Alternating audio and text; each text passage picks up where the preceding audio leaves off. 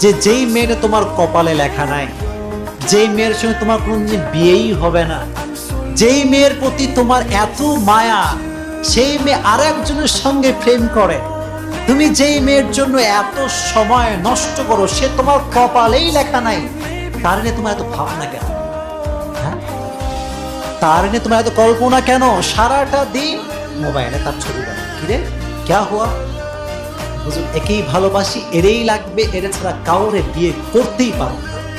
এরকম যুবক আছে না নাই? সারা দিন মোবাইলে এগুলো করে। আচ্ছা, যাকে আল্লাহ তাআলা তোমার জন্য বানান নাই, যার সৃষ্টি তোমার জন্য হয় নাই, যে তোমার কপালে লেখা নাই, তার জন্য ভেবে তোমার কি কোনো লাভ হবে?